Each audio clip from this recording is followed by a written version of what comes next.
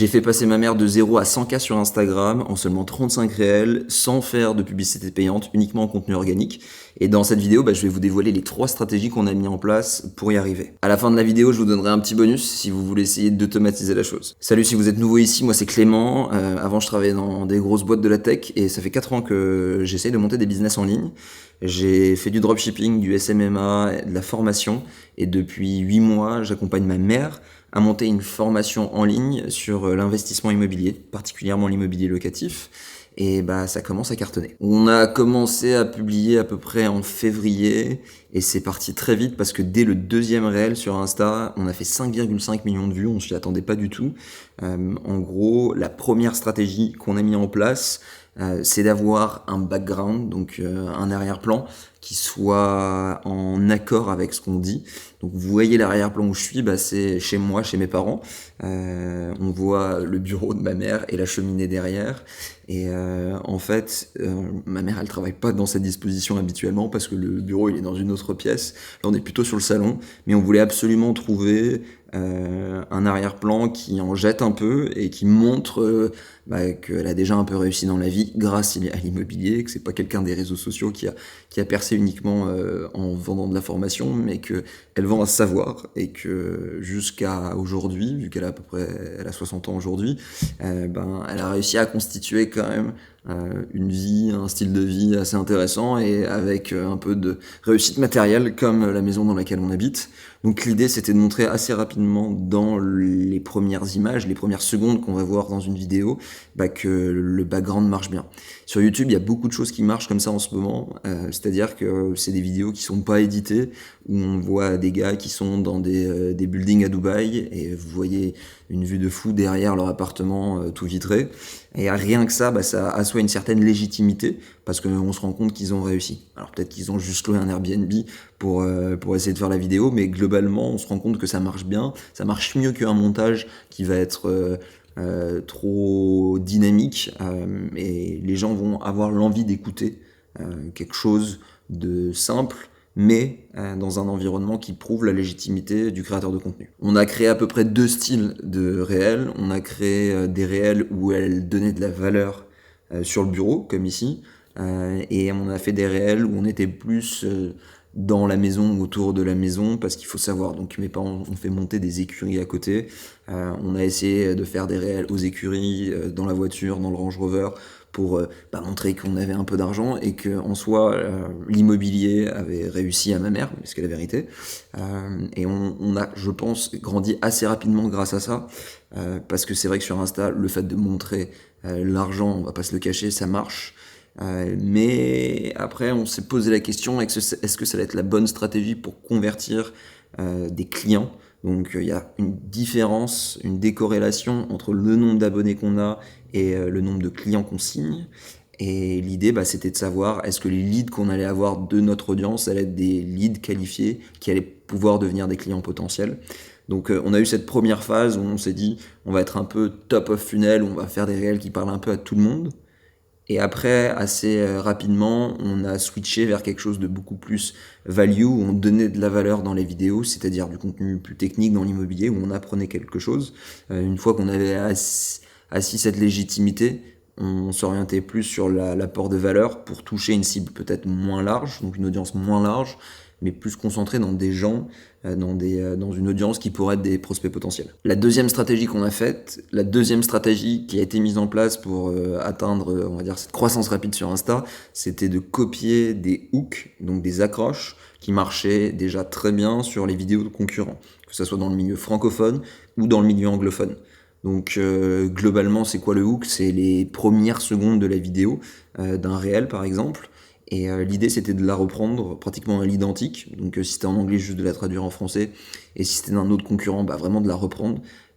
Faut essayer de s'enlever de la tête que la créativité, elle part de nulle part, et que ce qui marche sur Insta, c'est copier ce qui a été déjà prouvé, puis l'adapter à ce qu'on pense être le bon message. Donc nous, ce qu'on copie en soi, c'est comme le titre du livre, parce qu'on se rend compte que l'audience marche. Donc en gros, si vous préférez, on va voir dans le feed Insta d'un concurrent, on regarde les réels qui ont fait plus de, par exemple, 50 000 vues, et on va copier le concept, donc c'est-à-dire l'approche du départ de ce réel, la première phrase du départ de ce réel, et on va écrire après, nous, un réel en partant de cette accroche. On s'est rendu compte que dans l'immobilier, il y avait des choses qui marchaient assez bien, notamment la fiscalité. C'est un sujet dont tout le monde a envie de monter, tout le monde a envie de monter en compétence sur ce sujet.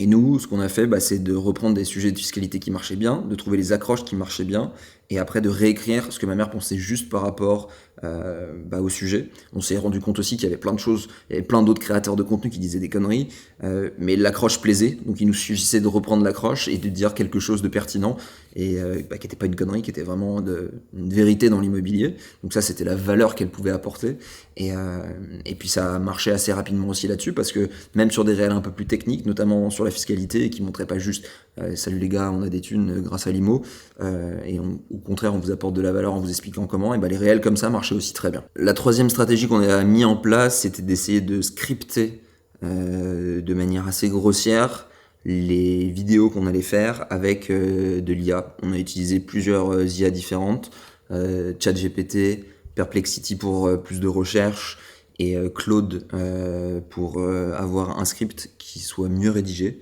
On s'est rendu compte que c'était intéressant de prendre une accroche, brainstormer sur l'accroche avec une IA, et après le faire réécrire par ma mère. En gros, on a mis en place un processus sur Notion où moi je donnais les hooks, ma mère ensuite, l'IA ensuite nous donnait le script, et ma mère après réécrivait. Et ce qu'on faisait ensuite, c'est qu'on mettait le texte sur un prompteur, sur la caméra qu'on tournait en verticale, et ma mère lisait le prompteur, et ça marchait assez bien. Au début, on avait commencé en faisant une phrase par une phrase. C'est moi qui lui soufflais une phrase, elle la disait face à la caméra. C'était un peu une galère au niveau du montage. Donc on est passé rapidement sur ce côté prompteur, et le prompteur, ça nous a permis d'enchaîner beaucoup plus de réels, d'en faire peut-être 10, et après de les planifier pour les semaines qui allaient arriver. Et ce processus d'IA a quand même vraiment facilité la chose.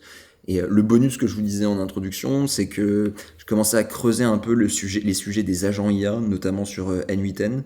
Et ce qui est possible de faire aujourd'hui, ce qui est assez dingue, c'est qu'on peut scraper le contenu de nos concurrents. Donc c'est-à-dire qu'il y a un petit logiciel qui va analyser tous les réels de nos concurrents, ce que je faisais avant à la mano. Aujourd'hui, il va savoir me dire quels sont les réels qui fait plus de le nombre de vues qui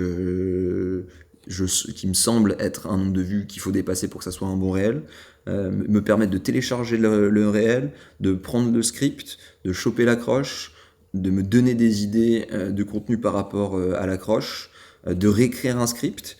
Et ensuite, nous, ce qu'on met, c'est ce qu'on appelle un human in the loop, c'est-à-dire une personne qui va revoir ce que l'IA nous a dit. Donc nous, ça arrive dans Notion. Ma mère, elle regarde dans Notion les scripts qui sortent, et elle se permet de les réécrire après pour les adapter, parce que bon, on va dire que l'IA peut rapidement halluciner. C'est un terme qui veut dire que rapidement l'IA peut raconter n'importe quoi. Ma mère, en gros, ce qu'elle fait, c'est qu'elle va réécrire le contenu en fonction, par rapport au savoir qu'elle a. Et c'est là où il y a une vraie valeur ajoutée. Et ensuite, on retourne la vidéo et on la monte. Et ça nous fait gagner un temps de dingue, parce que ça remplace pratiquement le métier d'un créatif stratégiste, c'est-à-dire une personne qui a son boulot, c'est ça, c'est de faire de la veille sur les réseaux. Donc là, on se rend compte aussi à quel point, pour réussir sur les réseaux, notamment sur Insta, mais en général sur la création de contenu, il faut absolument avoir un travail de veille. On va comprendre quelles sont les tendances chez nos concurrents directs, quels sont les sujets qui marchent, et réécrire en fonction de ces sujets. Il faut pas se dire que c'est un manque de créativité, comme je disais plus tard, mais il faut vraiment se dire que la créativité, elle part quand on l'a limité, quand on a un domaine sur lequel on doit s'exprimer qui est limité. On arrive à trouver des solutions sur cette limitation naturelle du domaine dans lequel on travaille. Ça nous permet d'avoir une idée qui vient. C'est souvent l'idée, elle vient en répondant à un problème, à quelque chose qui a une friction qu'on rencontre. Là, en gros, la friction, c'est de se dire, il y a des sujets qui marchent, faut qu'on soit créatif pour pondre une vidéo sur ce sujet-là. Et faut pas se dire que la créativité c'est juste marcher dans un champ et dire tiens, on va avoir des idées de contenu, quoi. Il y a vraiment un travail dans le contenu en ligne de veille, de regarder ce qui marche, de reprendre le sujet, de l'adapter à ce qu'on pense ce qui est bon, de mettre notre valeur ajoutée à ce moment-là, et puis ensuite de le tourner et de le publier.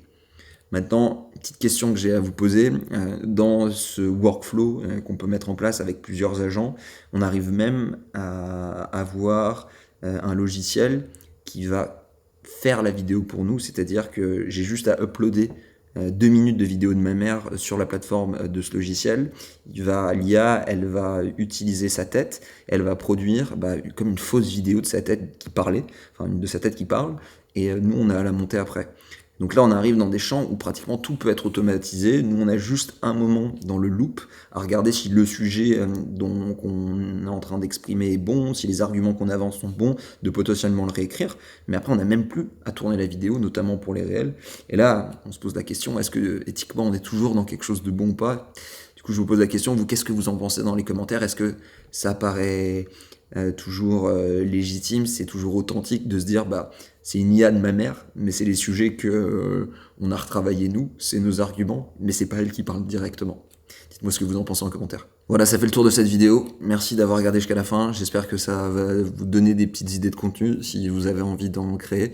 En attendant, je vous dis abonnez-vous si vous voulez avoir plus de contenu comme ça. Je vais essayer de sortir davantage de contenu business. Ceux qui avaient regardé un peu ce qui se passait sur ma chaîne avant, on parlait de développement personnel et de fitness.